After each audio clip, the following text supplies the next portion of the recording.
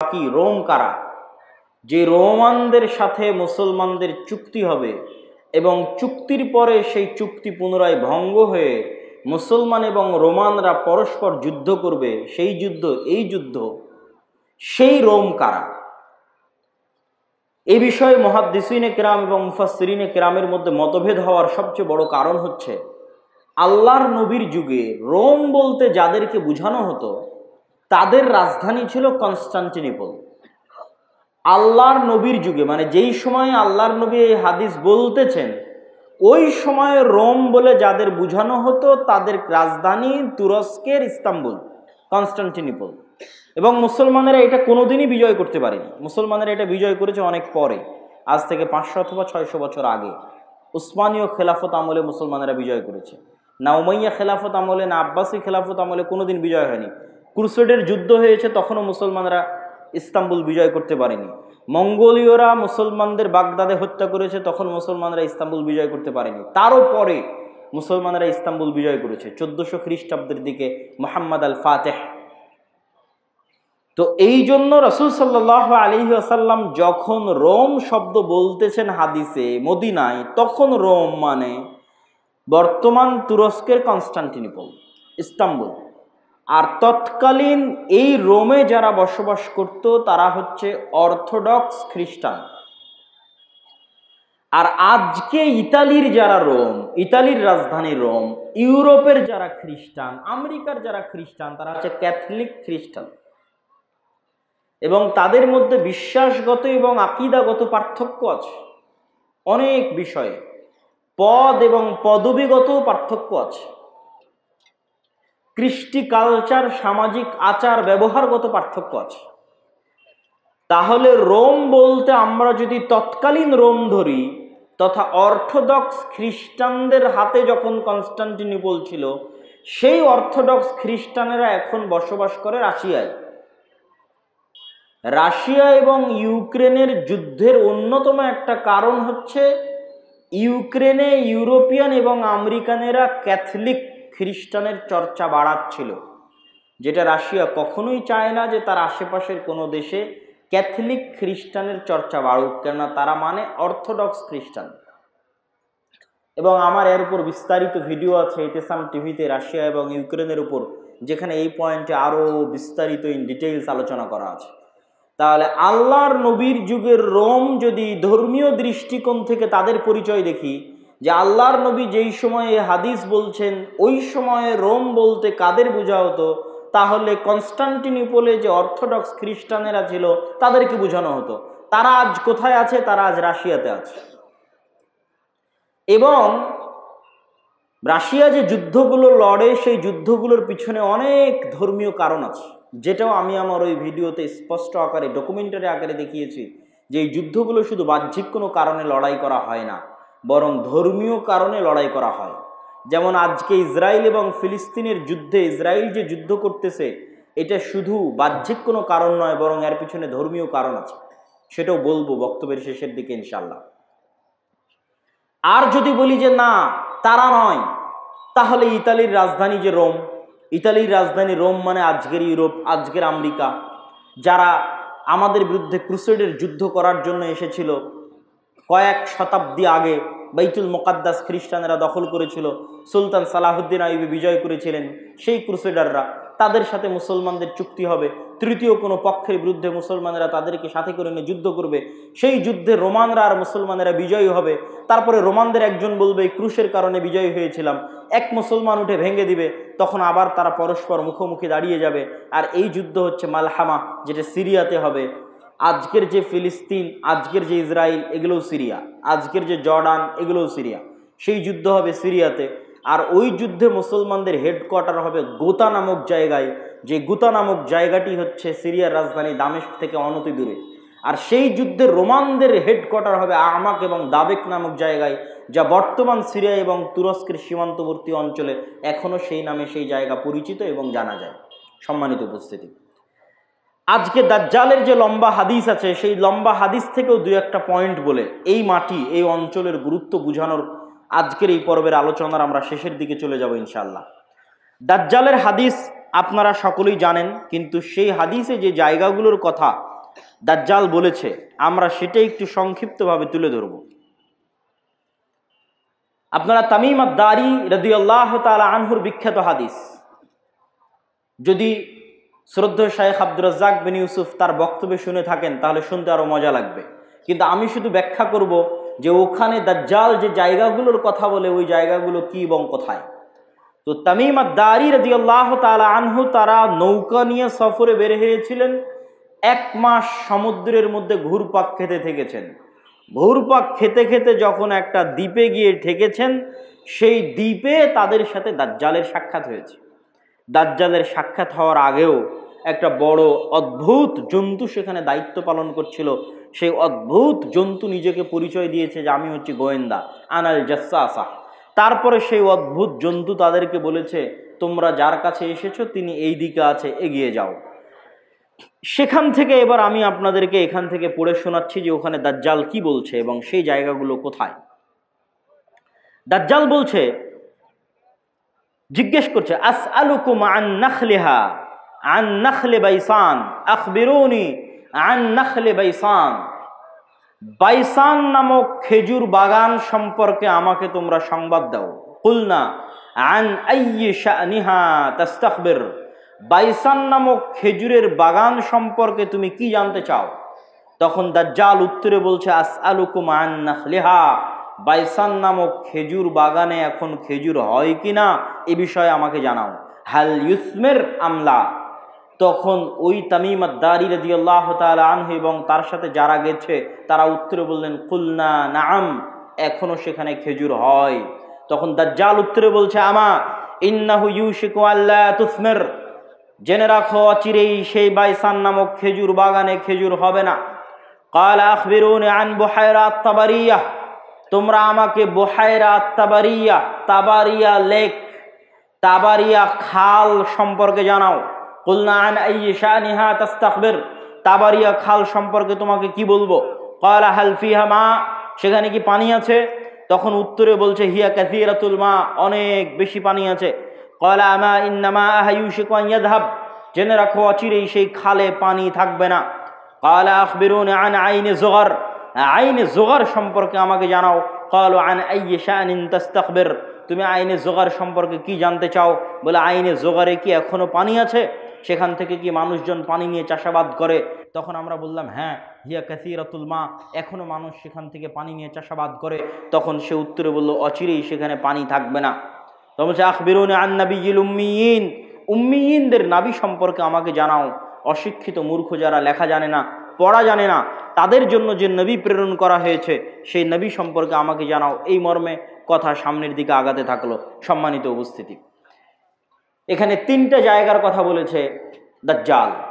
আশ্চর্যজনক হলেও সত্য যে আজকের পৃথিবীতে এই 3টি জায়গায়, তন্মধ্যে বাইসান নামক খেজুরের বাগান এবং যোগার নামক ঝর্ণা, এই 3টাকে এক্সাক্ট চিহ্নিত করা খুব কঠিন হয়ে যায়। বিশেষ করে আইনে যোগারকে এক্সাক্ট চিহ্নিত করা যে এটা আইনে যোগার, এটার বিষয়ে নিশ্চিত কেউ গবেষকরা এখন পর্যন্ত তথ্য দিতে পারেনি। কিন্তু বাইসান খেজুরের বাগান সম্পর্কে মোটামুটি ধারণা পাওয়া যায় যে এই খেজুরের বাগান হচ্ছে বাইসান খেজুরের বাগান। আর বুহাইরা আত-তাবারিয়াহ এটা এত প্রসিদ্ধ, এত ব্যাপক, এত পরিচিত যে সবাই জানে। এমনকি ইসরায়েলে সারা পৃথিবী থেকে শত শত খ্রিস্টান এই বুহাইরা আত-তাবারিয়া দেখার জন্য যায়। এই জন্য দেখার জন্য যায়, তারা মনে করে তাদের তাওরাত, তাদের বাইবেলে ঈসা আলাইহিস সালাতু ওয়াস সালামের যত মুজিজার কথা বলা আছে, সকল মুজিজা তিনি দেখিয়েছিলেন বুহাইরা তাবারিয়ার উপরে অথবা বুহাইরা তাবারিয়ার পাশে। সেই মুজিজা যদি হয় অন্ধ ব্যক্তিকে চক্ষুস্মান করে দেওয়া, সেই মুজিজা যদি হয় টাকওয়ালা ব্যক্তির মাথায় চুল গজিয়ে দেওয়া, সেই মুজিজা যদি হয় মৃত ব্যক্তিকে জীবিত করা, এগুলোর অধিকাংশ মুজিজা তাদের বিশ্বাস অনুযায়ী ঈসা আলাইহিস সালাতু ওয়াস সালাম এই লেক, এই খালের পাশে অথবা তার উপরে তিনি করে দেখিয়েছিলেন, এই জন্য তারা দেখতে আসে। এবং এইটা চলমান বর্তমান ইসরায়েলের সীমানার অন্তর্ভুক্ত।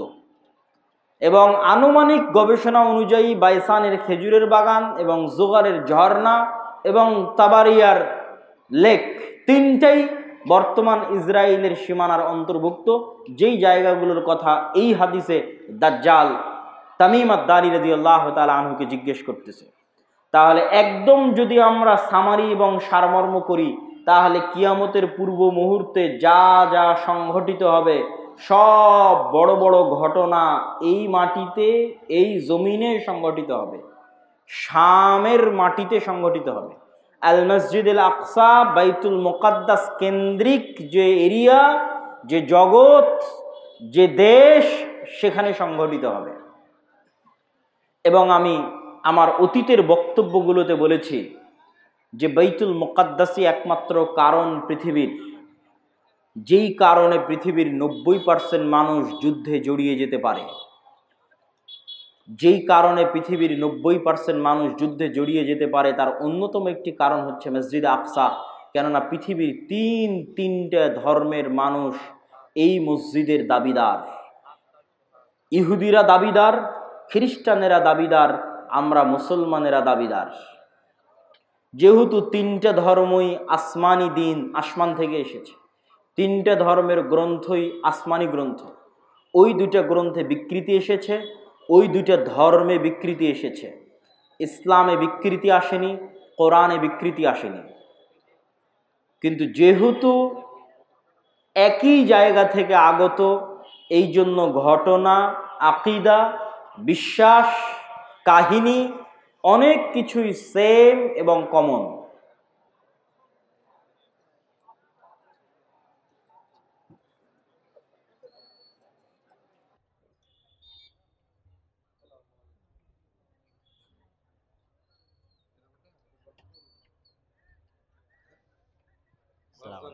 ভালো আছে,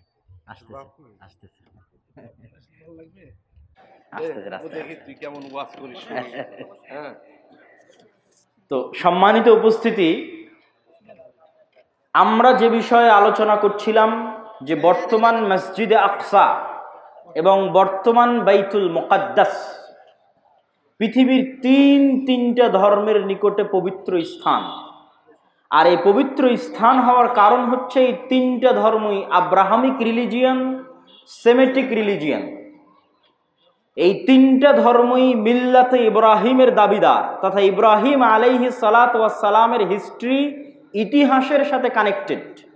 আর সেমেটিক রিলিজিয়ান মানে নূহ আলাইহিস সালাতু ওয়াস সালামের 3 সন্তান তার সাথে নৌকায় উঠেছিলেন। একজনের নাম ইয়াফেস, একজনের নাম হাম, আর একজনের নাম সাম। ইয়াফেসের বংশধরেরা হচ্ছে সাদা চামড়া, ইউরোপ, আমেরিকা, রাশিয়া। সামের বংশধরেরা হচ্ছে সেমেটিক তথা মেটে, শ্যামা, হালকা সাদা, হালকা শ্যামা, হালকা মেটে। India, Pakistan, Bangladesh, Saudi, Kuwait, Qatar, Bahrain, এরা হচ্ছে সামের বংশধর। হাম হচ্ছে আফ্রিকান, টোটাল আফ্রিকান এরিয়া হচ্ছে নূহ আলাইহিস সালামের সন্তান হামের বংশধর। তো পৃথিবীতে আল্লাহ যত নবী পাঠিয়েছেন সকল নবী সামের বংশে পাঠিয়েছেন। সামের বংশে ইব্রাহিম আলাইহিস সালাতু ওয়াস সালাম। এই জন্য একটা মজার জিনিস, যারা অনলাইনে আমাদের দেখছেন তারা মনে রাখতে পারেন যে কালার ডিসক্রিমিনেশনের শিকার যারা হন ইউরোপ এবং আমেরিকায়, গায়ের রঙের কারণে ডিসক্রিমিনেশনের শিকার হওয়া, বৈষম্যের শিকার হওয়া, কেননা তাদের মধ্যে একটা আভিজাত্য বোধ কাজ করে যে আমি হচ্ছি সাদা চামড়া, আর এশিয়া থেকে যারা এসেছে তারা সাদা চামড়ার নয়। আপনি দীর্ঘদিন থাকলে এই জিনিসটা ভিতর থেকে অনুভব করতে পারবেন, এই বৈষম্য। তো এটা আপনারা মজার জিনিস জেনে রাখতে পারেন যে ইউরোপ, আমেরিকা তারা যতই সাদা চামড়ার হোক, তারা যেই নবীকে সম্মান করে, শ্রদ্ধা করে, সেই নবী সাদা চামড়ার ছিলেন না। মানে ঈসা আলাইহিস সালাতু ওয়াস সালাম, ঈসা আলাইহিস সালাতু ওয়াস সালামের গায়ের রং আর আমার নবী মুহাম্মদ সাল্লাল্লাহু আলাইহি ওয়াসাল্লামের গায়ের রং এক। মানে শ্যামা, মেটে, সাদা চামড়ার সাদা নয়। তথা গোটা ইউরোপ এবং আমেরিকার মানুষ যেই নবীর অনুসারী, যেই নবীর মূর্তি তাদের গির্জায় বানিয়ে রেখেছে, যেই নবীর মা মারিয়াম আলাইহিস সালাতু ওয়াস সালামের মূর্তি তাদের গির্জায় বানিয়ে রেখেছে, তারা কেউই সাদা চামড়ার ছিলেন না। এই জন্য বলেছি সেমেটিক রিলিজিয়ান। তথা আল্লাহ সুবহানাহু ওয়া তাআলা সামের বংশে সকল নবী দিয়েছে, ইব্রাহিমের বংশে পরবর্তী সকল নবী পাঠিয়েছে। পৃথিবীর তিনটে ধর্ম ইব্রাহিম আলাইহিসসালামের মিল্লাতের দাবিদার। এর কিছু কমন উদাহরণ আপনাকে দিই। ইব্রাহিম আলাইহিসসালামকে আমরা বলি ইব্রাহিম, তারা বলে আব্রাহাম। ইব্রাহিম আলাইহিসসালামের ছেলে ইসহাককে আমরা বলি ইসহাক, তারা বলে আইজ্যাক, আইজ্যাক নিউটন। যিনি আইজ্যাক তিনি ইসহাক। ইসহাক আলাইহিসসালামের ছেলেকে আমরা বলি ইয়াকুব আলাইহিসসালাম, তারা বলে জ্যাকব। যিনি জ্যাকব তিনি ইয়াকুব। ইয়াকুব আলাইহিসসালামের ছেলে ইউসুফ আলাইহিসসালামকে আমরা বলি ইউসুফ, তারা বলে জোসেফ। সেন্ট জোসেফ স্কুল মানে Hazrat Yusuf school. There is no difference, কোনো পার্থক্য নাই। যদি আপনি বলেন সেন্ট জোসেফ স্কুল, তাহলে ওরা আপনি যে ইউসুফকে জানেন তাকে উদ্দেশ্য করছে, যে হজরত ইউসুফ আলাইহিসসালাম স্কুল। এভাবে আমরা যাকে বলছি দাউদ আলাইহিসসালাম, তারা তাকে বলছে ডেভিড। জাস্ট নামের উচ্চারণের পার্থক্য, কিন্তু ঘটনার মধ্যে মিল আছে। আমরা বলছি নূহ, তারা বলছে নোয়াহ। ঘটনার বর্ণনা ধারা বিবরণীতে কিছুটা পার্থক্য আছে, কিন্তু মূল ঘটনাগুলো একই। তথা আদম এবং হাওয়ার যে ঘটনা কোরআনে বর্ণনা করা আছে, কাছাকাছি ঘটনা।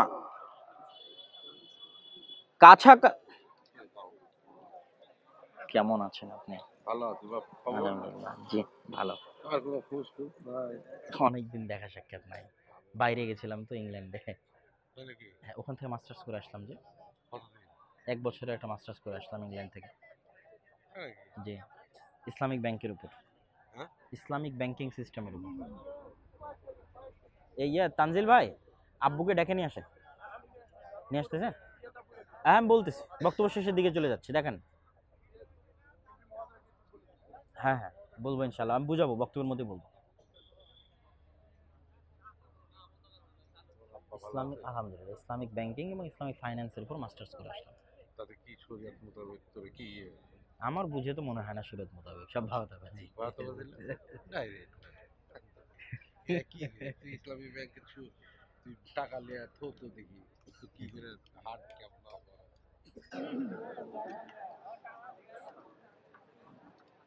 সম্মানিত উপস্থিতি, তো আমরা আলোচনা করছিলাম ইহুদি, খ্রিস্টান এবং ইসলাম, এই 3টে ধর্ম আব্রাহামিক রিলিজিয়ান। এই জন্য ঘটনার ধারা বিবরণীতে পার্থক্য হলেও মূল ঘটনা একই। তথা তাওরাত এবং ইঞ্জিলে আজও লেখা আছে যে মানুষ বানর থেকে তৈরি হয়নি, মানুষ আদম আলাইহিস সালাম থেকে তৈরি হয়েছে। আমরা বলছি আদম, তারা ওভাবেই বলতেছে। আমরা বলছি হাওয়া, তারা বলছে ইভ। হাওয়া আলাইহিস সালামের নামটা চেঞ্জ হয়ে গেছে, ঘটনা একই। আমরা যেমন আমাদের কোরআনে মহাপ্লাবনের ঘটনা আছে নূহ আলাইহিস সালামের, কাছাকাছি ওই রকমই মহাপ্লাবনের ঘটনা আজও তাওরাত এবং ইঞ্জিলে আছে। ঘটনার ধারা বিবরণীতে পার্থক্য হতে পারে, কেন ওগুলো বিকৃত হয়ে গেছে। ঠিক তেমনি কুরবানির কথা, ইব্রাহিম আলাইহিস সালাম তার সন্তানকে কুরবানি করছেন, এই কথা তাওরাত জাবুর ইঞ্জিলেও আছে। কিন্তু তারা পরিবর্তন করে দিয়েছে যে ইব্রাহিম আলাইহিস সালাম ইসহাক আলাইহিস সালামকে কুরবানি করছেন, আর কোরআন বলছে ইব্রাহিম আলাইহিস সালাম ইসমাইলকে কুরবানি করছেন। তো যাক, আমরা সরাসরি বাইতুল মুকাদ্দাসের দিকে চলে আসি এবং আমার বক্তব্যের শেষের দিকে এগিয়ে যাওয়ার চেষ্টা করব। তো ইব্রাহিম আলাইহিস সালামের 2 সন্তান ইসহাক এবং ইসমাইল। আজকের পুরো পৃথিবীর ইসরায়েল কেন্দ্রিক যে পলিটিক্স, ফিলিস্তিন কেন্দ্রিক যে পলিটিক্স, এটা যদি বুঝতে চান তাহলে আপনাকে এই জিনিসটা ক্লিয়ার কনসেপ্ট রাখতেই হবে যে আসলে কেন এই জিনিসগুলো ঘটতেছে।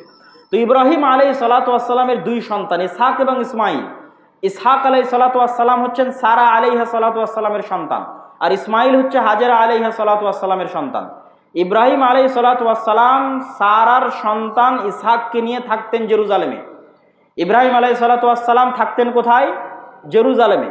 আল্লাহ কোরআনে বলছেন নাজ্জাইনাহু ওয়া লূতান ইলাল আরদিল্লাতী বারাকনা ফিহা লিল আলামিন। আমি ইব্রাহিমকে আশ্রয় দিয়েছি এই মাটিতে, লূতকে আশ্রয় দিয়েছি এই মাটিতে, যেই মাটিতে আমি বরকত রেখেছি সারা পৃথিবীর মানুষের জন্য, ওই মাটি জেরুজালেমের মাটি। লূত আলাইহিস সালামের শহর উল্টিয়ে দেওয়ার পরে আল্লাহ তাকে আশ্রয় দিয়েছেন জেরুজালেমে। আর ইব্রাহিম আলাইহিস সালাম তিনি যখন ইরাক থেকে হিজরত করে এসেছেন, তখন আল্লাহ সুবহানাহু ওয়া তাআলা তাকে আশ্রয় দিয়েছেন জেরুজালেমে। তার বাপ আজর তাকে ইরাকের ব্যাবিলন নগরী থেকে তাড়িয়ে দিয়েছিলেন। তাহলে ইব্রাহিম আসলেন জেরুজালেমে, লূত আসলেন জেরুজালেমে। ইব্রাহিমের সন্তান ইসহাক ছিল জেরুজালেমে, ইসহাকের সন্তান ইয়াকুবও ছিল জেরুজালেমে। আর ইব্রাহিম আলাইহিসসালাম আরেক সন্তান ইসমাইলকে রেখে আসলেন 1500 কিলোমিটার দূরে মক্কায় কাবা ঘরের পাশে। তাহলে একই সাথে একই সময়ে আল্লাহ ইব্রাহিম আলাইহিসসালামের 2 সন্তানকে দিয়ে পৃথিবীর 2টা মসজিদ আবাদ করাচ্ছেন। আল্লাহর নবী এবং পবিত্র কোরআন বলছে ইন্না আউওয়ালা বাইতিন উযিআ লিন-নাস বিবাক্কা, পৃথিবীর বুকে প্রথম মসজিদ তৈরি হয়েছে মক্কায় আল্লাহর ইবাদতের জন্য। আর আল্লাহর নবী বলছেন মক্কার 40 বছর পর, কাবার 40 বছর পর মসজিদ তৈরি হয়েছে আল মসজিদ আল আকসা, বাইতুল মুকাদ্দাস। তাহলে ইব্রাহিম আলাইহিসসালামের এক সন্তান ইসহাক এবং তার বংশধরেরা আবাদ করছে মসজিদ আকসা, আর ইব্রাহিম আলাইহিসসালামের আরেক সন্তান ইসমাইল এবং তার বংশধরেরা আবাদ করছে কাবা, একই সময়ে একই সাথে।